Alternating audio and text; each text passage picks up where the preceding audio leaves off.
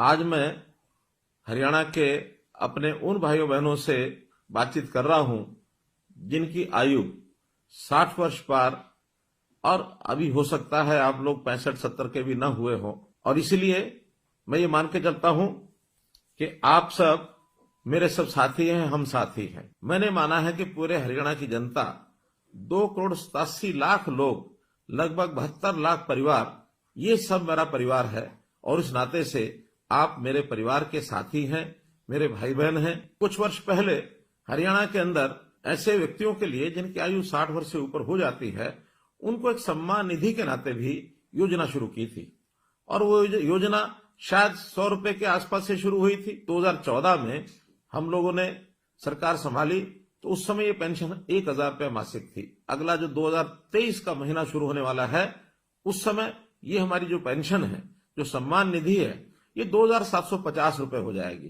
कहाँ 1,000 रुपया, कहाँ 2,750 रुपया। अब इस नाते से हम अपने प्रदेश के लगभग 18.5 लाख बुजुर्गों को ये हर महीने राशि पहुंचाते हैं। 460 करोड़ रुपए से ऊपर ये राशि हर महीने पहुंचती है।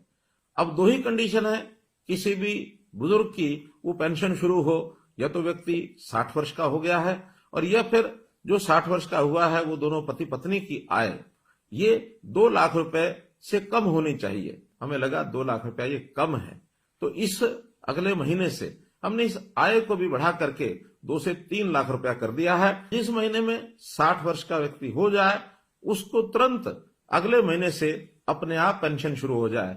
मात्र एक कागज पर आपको साइन करना होगा। एक ही महीने के अंदर अंदर वो सहमति पत्र के साइन भी हम कराते हैं और उसके बाद उन लोगों से जो सहमति पत्र देते हैं अपने आप ही पेंशन है ये जाना शुरू हो जाता है। हमने लगभग 6 महीने पहले इस व्यवस्था को शुरू किया था और इन 6 महीनों में 16,500 लोगों को और ऑटोमेटिकली अपने आप पेंशन मिली।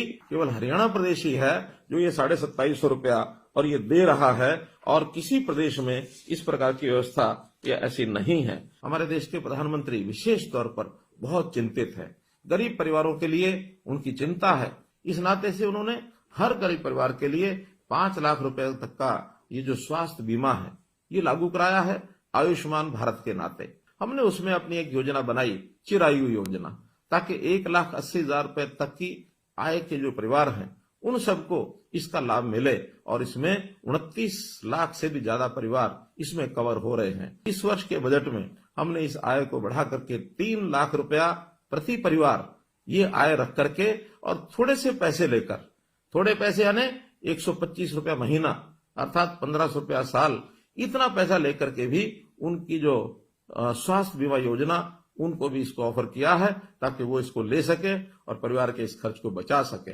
एक वर्ग ऐसा हमको ध्यान में आया कि आयु भी 80 वर्ष से ऊपर है, अकेले रहते हैं और उनकी अपनी इनकम हमारे डाटा के हिसाब से 25,000 रुपए से कम है। ऐसे भी 3600 लोग हैं।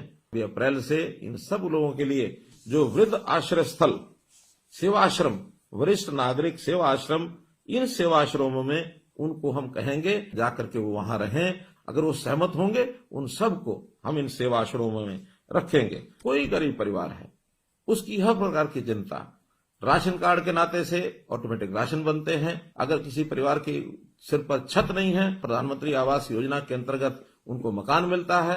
कोई व्यक्ति बीमार होता है तो उसको आयुष्मान के नाते या चिरायु योजना के नाते 5 लाख रुपए तक उसकी बीमा की भी चिंता हम करते हैं।